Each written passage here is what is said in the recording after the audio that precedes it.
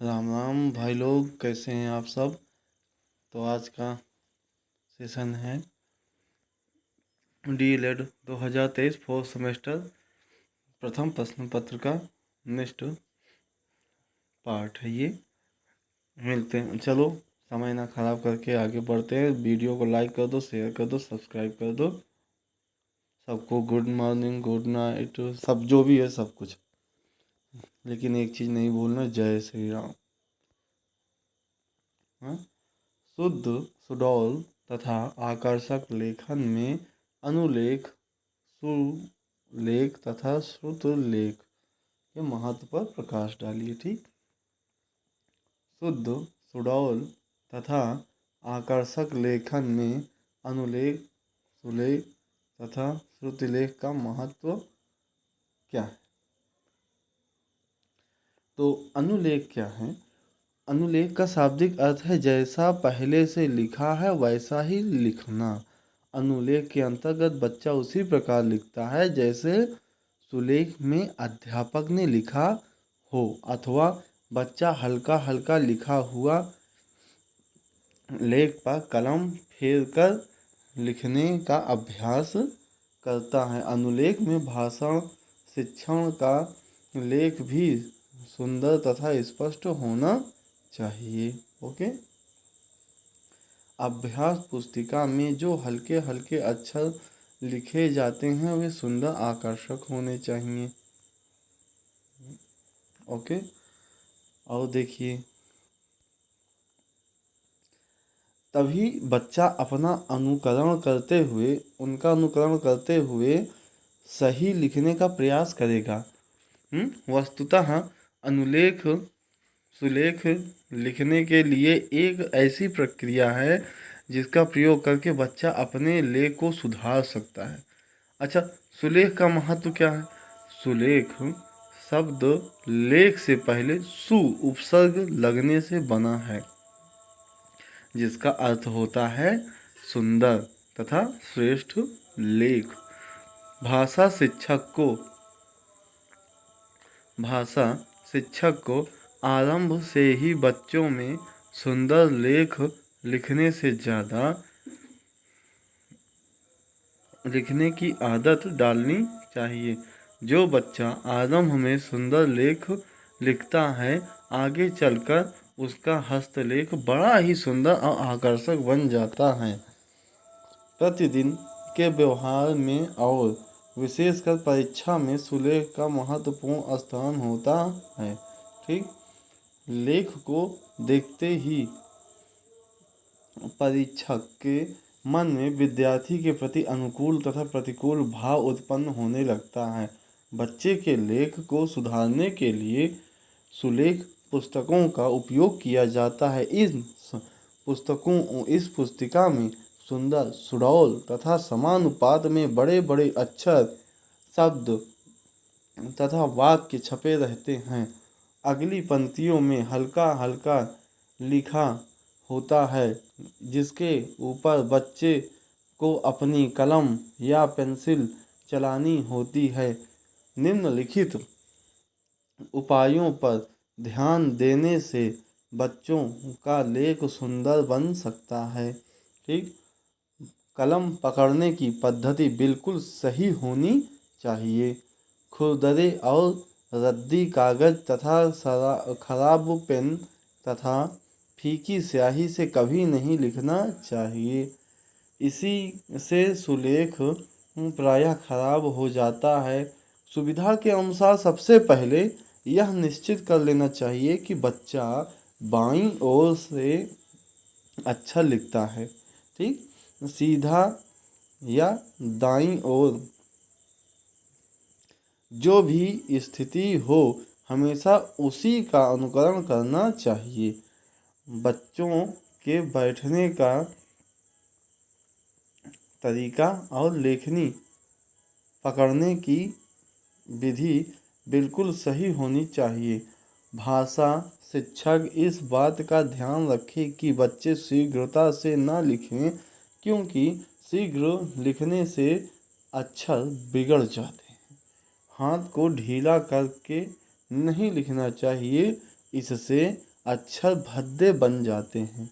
यदि किसी बच्चे का लेख बहुत खराब हो तो उसे कलम के द्वारा धीरे धीरे लिखने का अभ्यास करना चाहिए। ठीक। श्रुतलेख क्या है, इसका महत्व स्पष्ट कीजिए। श्रुतलेख तथा अनुलेख में अंतर। देखो श्रुतलेख क्या है। श्रुत का अर्थ होता है सुनकर लिखना, श्रुतलेख का अर्थ होता है सुनकर लिखना। इसे श्रुतलेख भी कहते हैं। जब विद्यार्थी लिखने में प्रवीण हो जाता है और प्रतिलिपि भी लिख सकता है तब उसे श्रुतलेख लिखने की प्रेरणा देनी चाहिए। आजकल शिक्षक के स्थान पर ग्रामोफोन तथा टेप रिकॉर्डर का भी प्रयोग किया जाता है।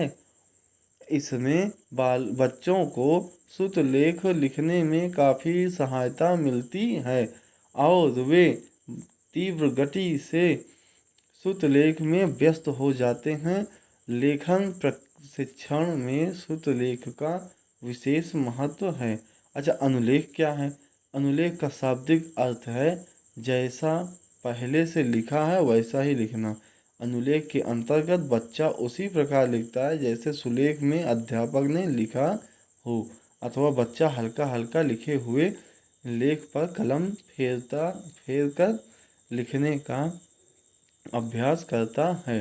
अनुलेख में भाषा शिक्षण का लेख भी सुंदर तथा स्पष्ट होना चाहिए। अभ्यास पुस्तिका में जो हल्के हल्के अक्षर लिखे जाते हैं वे सुंदर आकर्षक होने चाहिए, तभी बच्चा उनका अनुकरण करते हुए सही लिखने का प्रयोग करेगा। वस्तुतः अनुलेख सुलेख लिखने के लिए एक ऐसी प्रक्रिया है जिसका प्रयोग करके बच्चे अपने लेख को सुधार सकते हैं।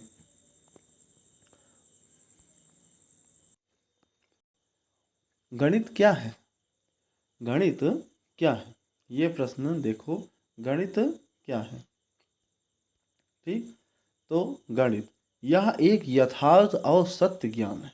ठीक, गणित किसी कथन की सत्यता या असत्यता की परख तर्क के आधार पर करता है। ठीक, गणित तार्किक क्षमता का विकास करता है।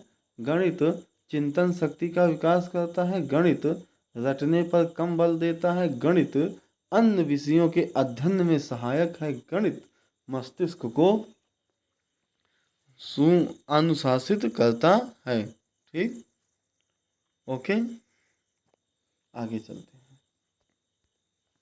संख्या किसे कहते हैं, तो संख्या अर्थात नंबर, इकाइयों का मेल संख्या कहलाती है, अथवा किसी भी इकाई जितनी बार ली जाती है वो संख्या है। कोई भी संख्या जो 10 अंकों की है, 10 अंकों की सहायता से लिखी जाती है वो अंक है, जो 0, 1, 2, 3, 4, 5, 6, 7, 8 और ये 9। उदाहरण या एग्जाम्पल क्या है, 499, 6000, 1796 आदि, ये उदाहरण। जैसे संख्या रेखा को दर्शाइए। ठीक, संख्या रेखा को दर्शाइए। जैसे अब देखिए, संख्या रेखा पूर्णांक संख्या की श्रृंखला को दर्शाने के लिए जिस रेखा को प्रयोग में लाया जाता है उसे संख्या रेखा कहते हैं। ठीक, यहाँ 0 से इधर चलेंगे तो माइनस, और 0 से दाहिनी ओर चलेंगे तो प्लस, हो गया संख्या रेखा। आगे चलते हैं। छोटे बच्चों को गिनती सिखाने की एक शैक्षिक गतिविधि लिखिए। अच्छा, संख्याओं को गिनती एवं पढ़ना सिखाने को किन्हीं 2 गतिविधि का उल्लेख कीजिए। ठीक, गिनती सिखाने संबंधी प्रमुख बातें क्या हैं। देखो, आरंभिक स्तर पर गणित शिक्षण का आरंभ करते हुए शिक्षक को छात्रों को गिनती तथा संख्या के प्रत्ययों का अध्ययन कराना प्रारंभ करना होता है, उसे इस कार्य हेतु सर्वप्रथम अग्र बातों का ध्यान रखना होता है। जैसे देखते हैं कौन सी बातें हैं। देखो, बालक जो हो, बालक को गिनती संख्या के प्रत्ययों का अध्यापन कैसे किया जाए, ठीक, इसका ध्यान रखना चाहिए। छात्रों की सीखने की रुचि किस प्रकार की है, वो इस माध्यम से जल्दी सीख सकते हैं कि नहीं, इस बात का भी ध्यान रखें। वे व्यक्तिगत रूप से कितना अधिक से अधिक सीख सकते हैं, इस बात का भी ध्यान रखते हैं। गणित शिक्षण का अध्यापन का उचित समय कौन सा है। बालक औपचारिक शिक्षण के अतिरिक्त क्या क्या सीख सकते हैं, ठीक। बालकों के मानसिक स्तर का अध्ययन करना चाहिए, ठीक है। प्रश्न है, बच्चों की गिनती के ज्ञान कैसे कराएंगे, बताइए। 1 से 9 तक की संख्याओं को वस्तु चित्र की सहायता से गिनने, पढ़ाने व लिखने की प्रक्रिया को समझाइए, ठीक है। आओ प्रश्न देखते हैं। देखो, प्रारंभिक कक्षाओं में बच्चों की वस्तुनिष्ठता माध्यमिक ज्ञान को किस प्रकार कराया जाए। देखो, प्रारंभिक कक्षा जो होती है, निचली कक्षा, ठीक है, 1 से 5 तक में छोटे बच्चों को गिनती सिखाने के लिए वस्तुओं, चित्रों, प्रतीकों अथवा लकीरों की सहायता ली जाती है। छोटे बच्चों को सिखाने के लिए खेल विधि सबसे सर्वोत्तम विधि है। गिनती सिखाने के लिए छोटे बच्चों को खेलने के लिए कुछ वस्तुएं प्रदान कराई जाती हैं। वह खेल खेल में उतनी वस्तुओं से जोड़ना तथा घटाना सीखते हैं। इस प्रक्रिया के अंतर्गत छोटे बच्चों को वस्तुओं में परिवर्तन करके सिखाना, जैसे गेंद के स्थान पर कांच की गोलियां आदि, रुचि के अनुसार बच्चों को बदल कर गिनती सिखाने में बच्चे सरलता से जोड़ तथा घटाने में अपनी कुशलता का प्रदर्शन करते हैं, ठीक। अच्छा, प्राकृतिक संख्याएं लिखकर समझाइए। देखो, प्राकृतिक संख्या जिन संख्याओं की सहायता से हम वस्तुओं की गिनती कर सकते हैं, प्राकृतिक संख्या कहलाती हैं। हम जिन वस्तुओं की गिनती कर सकते हैं वो प्राकृतिक वस्तुएं कहलाती हैं, बस, ठीक। जैसे 1 2 3 4 5 6 7 8 9 10 11 12, ओके। आरोही तथा अवरोही क्रम किसे कहते हैं, उदाहरण सहित समझाइए। बालकों को यह बात सिखानी होती है कि संख्याओं को बढ़ते क्रम को आरोही क्रम कहते हैं तथा घटते हुए क्रम को अवरोही क्रम कहते हैं, ठीक। गणित की संक्रियाओं का वर्गीकरण कीजिए, ओके। बालकों के द्वारा गिनती का ज्ञान प्राप्त कर लेने के बाद उन्हें गणित की मूल चार संक्रियाओं का अध्ययन कराया जाता है। यह मूल संक्रियाएं हैं, कौन कौन सी, जोड़, घटाना, गुणा, भाग, ओके। आगे चलते हैं। अच्छा, बालकों के गिनती का अध्ययन करने के बाद उनको तो कहाँ थे हम आप, जो निम्न 4 मूल संक्रियाओं का ज्ञान प्रदान किया जाता है, जो कि सरल से कठिन तथा स्थूल से सूक्ष्म की ओर बढ़ता है। उन्हें सर्वप्रथम सरल जोड़, 2 संख्याओं का हासिल जोड़, 1 संख्याओं का भाग तथा 2 संख्याओं के हासिल का भाग, इसी क्रम में शिक्षण दिया जाता है। यहाँ हम इन चारों मूल संक्रियाओं का अलग अलग अध्ययन प्रस्तुत कर रहे हैं, ठीक, आगे बढ़ रहे हैं, ओके। देखो, जोड़ की प्रक्रिया में हासिल का महत्व और उपयोगिता बताइए। जोड़ की प्रक्रिया। शिक्षण। जोड़ का अभिप्राय है मूल संख्या में वृद्धि करना, बढ़ाना अथवा योग करना। यह गणितीय मूलभूत संक्रिया है। जब बालक संख्या गिनने का भली प्रकार ज्ञान प्राप्त कर लेते हैं तो उन्हें जोड़ना सिखाना अवश्य हो जाता है। उदाहरण, छात्रों का एक का जोड़ सिखाना, छात्रों को जोड़ का चिन्ह समझाना। जोड़ का चिन्ह समझते हो ना, ये ठीक, अवश्य ये ऐसे, ठीक है। मतलब अरे यार तुमको कैसे बताएं, ये ऐसे करो फिर ऐसे करो। ओके। ओके। और ये रहा जोड़ का चिन्ह, ये ठीक है। उसके बाद समझाना भी अति आवश्यक होता है क्योंकि इसके अभाव में उनका ज्ञान अधूरा है। ठीक।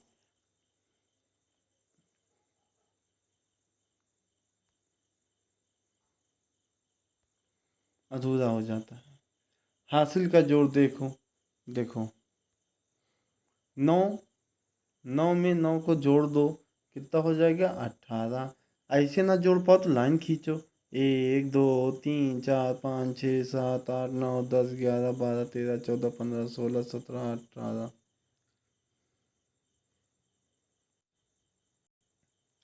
ओके। आगे चलो, देखो दोनों को जोड़ो।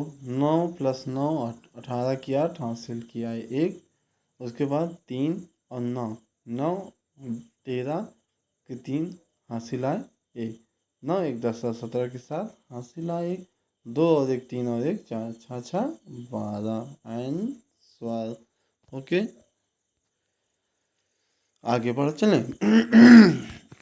पहला पहला चरण, इकाई को जोड़ने पर 9 + 9 18, दहाई इकाई 18 की 8 हासिल आए 1। ठीक। उसी तरह दूसरे चरण में हासिल आए 1 + 3 + 9 को 13 में जोड़ो तो सैकड़ा 1 और 3 दहाई को दहाई के नीचे लिखते हैं। ठीक। तीसरे चरण में हासिल भी ध्यान देना है। 1 हासिल + 7 + 9 = 17, तो 1000 के नीचे 7 लिखा जाएगा और 1 सैकड़ा के ऊपर। ठीक है, 7 सैकड़ा। ओके। आगे बढ़ते हैं। चौथे चरण में 1 + 2 + 1 = 4, तो 4 के नीचे 1000 के नीचे हासिल नहीं है तो नहीं लिखा जाएगा।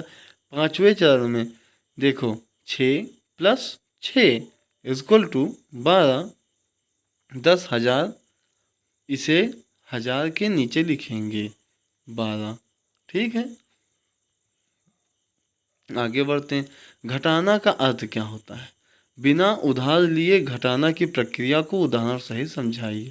देखो, घटाना इस संख्या एक संख्या में दूसरी संख्या को कम करना घटाना कहलाता है। घटाना जोड़ का ही विलोम है। ठीक है, बिना हासिल के घटाना। अब देखो कैसे करोगे। 589 में 264 घटाना है तो पहले 9 उंगली निकाल लो, उसमें से 4 घटा दो, कितना आया 5। फिर 8 उंगली निकाल लो, 8 में से 6 उंगली कम कर दो, कितना हो गया 2। फिर 5 उंगली निकालो, 5 में से 2 उंगली कम कर दो, कितना हो गया 3। ओके। 9 इकाइयों में से 4 इकाई घटाने पर क्या होगा 5 इकाई। 8 इकाइयों में से 6 इकाई घटाने पर क्या होगा 2 इकाई। 5 सैकड़े में से 2 सैकड़ा घटाने पर क्या होगा 3 सैकड़ा। विशेष घटाने के लिए सदैव बड़ी संख्या में से छोटी संख्या घटाई जाती है। नियम एक में से दूसरी संख्या को घटाने के लिए कई इकाई में से इकाई को, दहाई में से दहाई को, सैकड़ा में से सैकड़ा तथा हजार में से हजार को घटाते हैं। इसी प्रकार एक संख्या में से दूसरी संख्या को घटाने पर संख्या बचती है उसे शेष कहते हैं। ठीक। हासिल का घटाना देखो, अब देखो 14, 4 है, 4 है ना, ये देखो 4, ये 4 है, 4 में से घटाना है। ओके,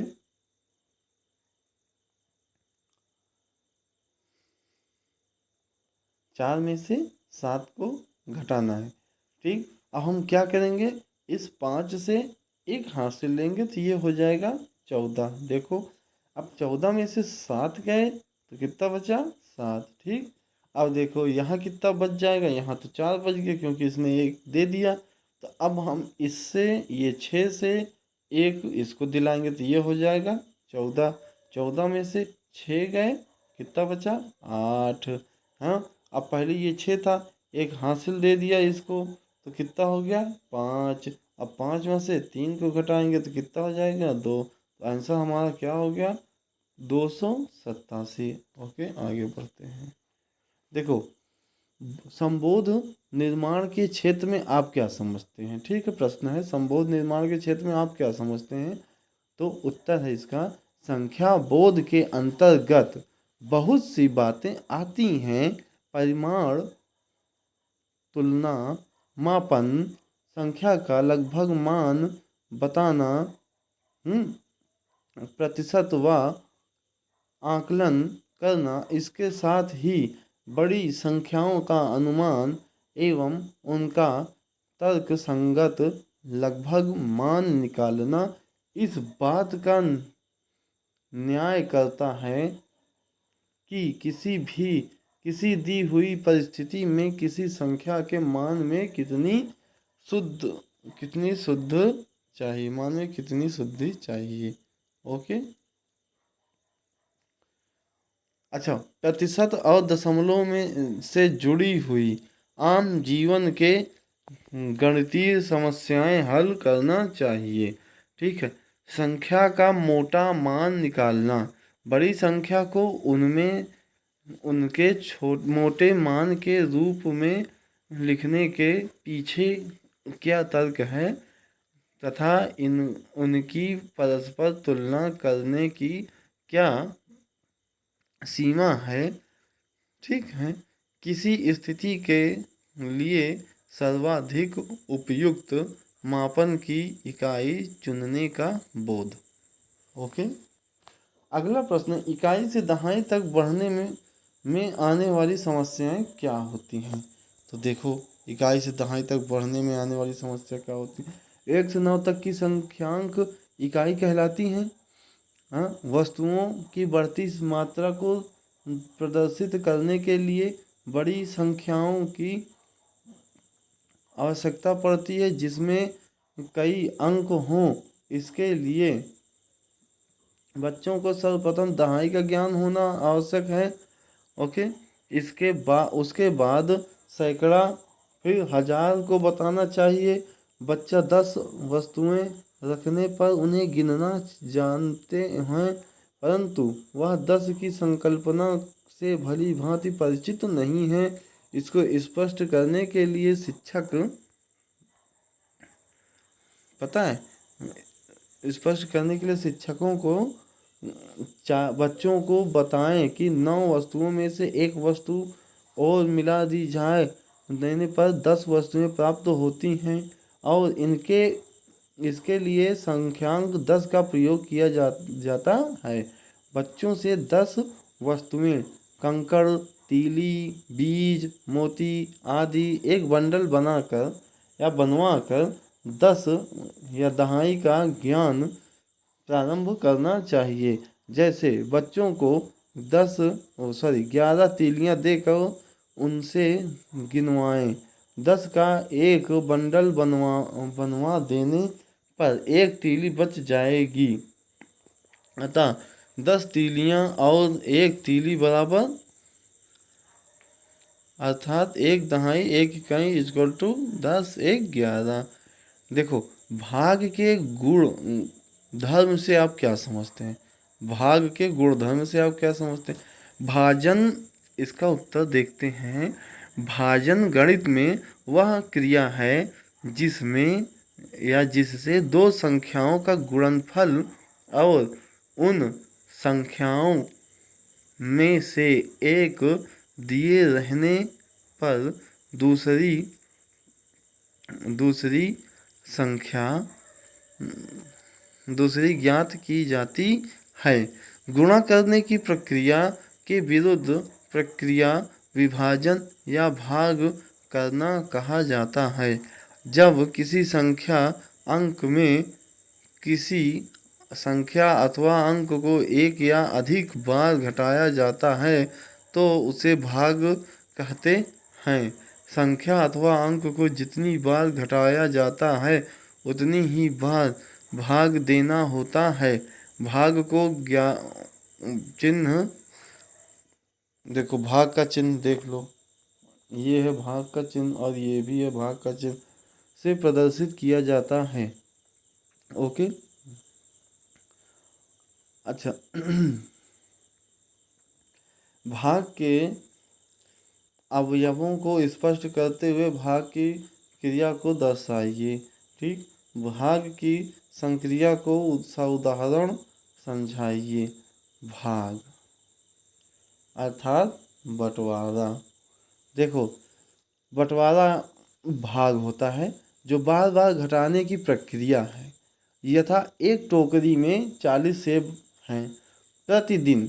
ठीक है, प्रतिदिन 8 सेब निकाले जाते हैं तो टोकरी कितने दिनों में खाली हो जाएगी? प्रथम दिन के अंत में 8 निकाला गया तो 32 हो गए। फिर दूसरे दिन में 32 में से 8 निकाला गया तो 24 हो गया। तीसरे दिन में 24 में से 8 निकाला गया तो 16 हो गया। फिर चौथे दिन में 6 में से 16 में से 8 निकाला गया तो 8 हो गया। फिर पाँचवें दिन में 8 में से 8 निकाला गया तो 0 हो गया। इस प्रक्रिया में 40 से 8 को 5 बराबर घटाया गया है। ठीक, तो 8 से 5 बार 40 को अर्थात 5 भागे 40 इक्वल टू, सॉरी ये गलत है 40 भागे 8 इक्वल टू 5 आंसर। ठीक, आगे चलते हैं। विशेष वह संख्या जिसमें भाग दिया जाता है भाजक कहलाती है या भाज्य कहलाती है, तथा जिस संख्या से भाग दिया जाता है उसे भाजक कहते हैं। जितनी बार भाग दिया जाता है उसे भागफल कहते हैं और घटाने पर जो बचता है उसे शेष कहते हैं। ठीक, जैसे 41 को 8 से भाग दें तो 8 पंचे 40, 41 में से 40 गए, कितना हुआ? 1। ओके, तो उत्तर भागफल आया 8, शेष आया 1। इस मूल संक्रिया के अध्ययन में अध्यापक सरल से कठिन तथा स्थूल से सूक्ष्म की ओर बढ़ता है। पहले यह सरल भाग लिखता है, फिर बालकों को हासिल वाले भाग सिखाता है, जिनका विवरण निम्न उदाहरणों से समझाया गया है। जैसे 48 अमरूद 4 बच्चों में बराबर बांटना है तो क्या करोगे? 48 भागे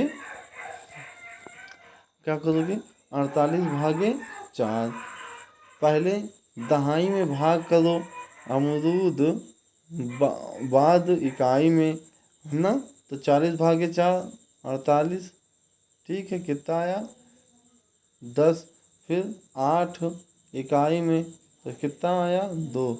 10 2 12। या डायरेक्ट भी भाग कर सकते हो, ये इस तरह से।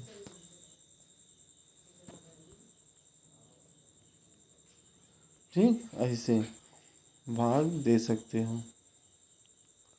आगे चलते हैं। गुणा की संक्रिया को उदाहरण सहित समझाइए। गुणा जोड़ की आसान विधि गुणा होती है, क्योंकि एक ही संख्या को बार बार जोड़ने की प्रक्रिया गुणा का रूप ले लेती है। ओके, 26 को 5 से गुणा करें तो 26 को 5 से गुणा करेंगे तो क्या होगा 130। 6 इकाई 2 दहाई, ठीक है। तो 0 इकाई 3 दहाई 1 सैकड़ा आएगा आंसर। गुणा करने के नियम देखो। पहला, इकाई का गुणा करने पर प्राप्त गुणनफल को इकाई के स्तंभ से और दहाई का गुणा करने पर प्राप्त गुणनफल को दहाई के स्तंभ से लिखना शुरू करते हैं। दहाई के गुणनफल में इकाई के स्थान पर शून्य लिख देते हैं। इसी प्रकार सैकड़े के अंक का गुणा करने पर प्राप्त गुणनफल को सैकड़ा के स्तंभ से लिखना शुरू करते हैं। इकाई और दहाई के स्तंभ में शून्य लिख देते हैं। आखिर में तीनों गुणनफलों का योग कर देते हैं। इकाई का अभिप्राय समझाइए। देखो, इकाई का अभिप्राय, इकाई का अभिप्राय क्या है? इस या एक सी वस्तुओं के समूह में से किसी एक वस्तु को उस वस्तुओं के समूह की इकाई कहा जाता है। ठीक, दहाई को समझाइए। दहाई एवं सैकड़ा का अभिप्राय स्पष्ट कीजिए।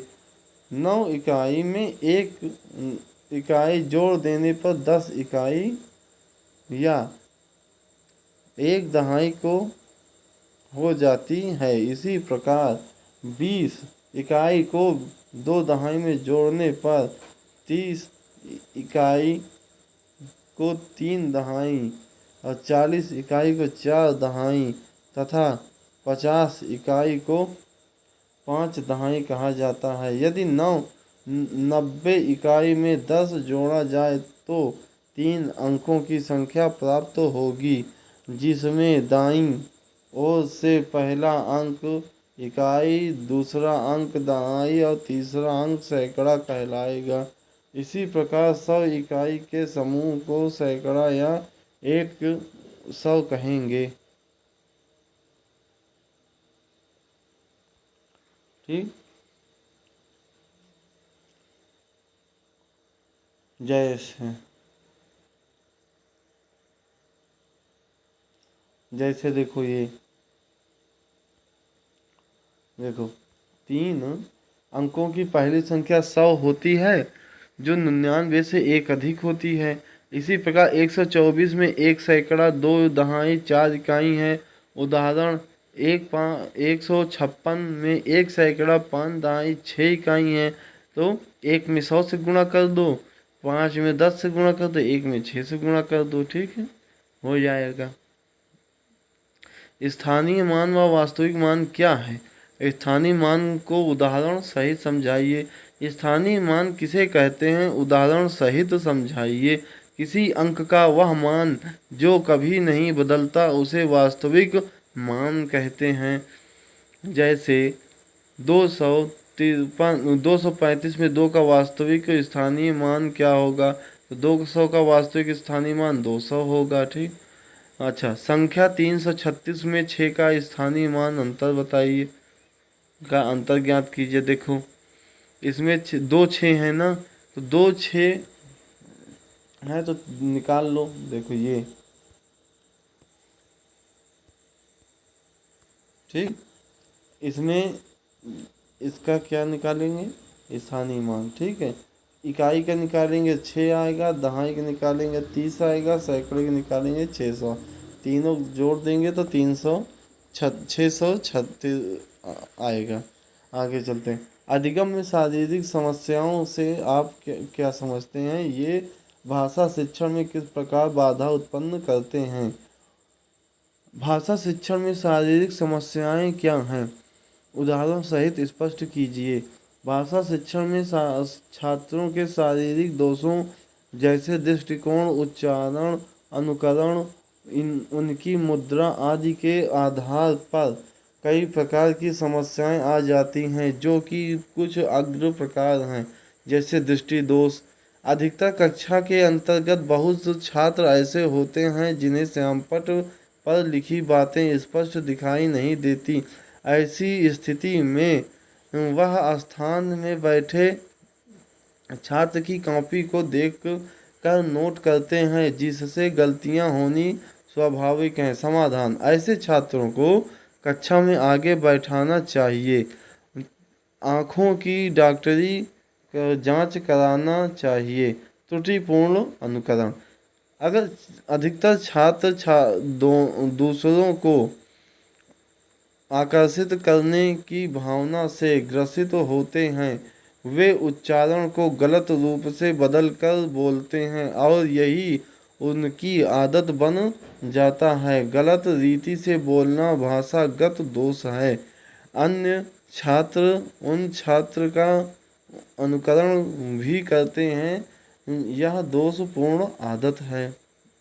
समाधान: अध्यापक को ऐसे छात्रों की पहचान कर लेना चाहिए जिन्हें रोकना चाहिए और उनकी ऐसी आदतों में सुधार लेने का प्रयत्न करना चाहिए। कुछ छात्र सा को सा, डाल डा को ला और दा को ता बोलते हैं,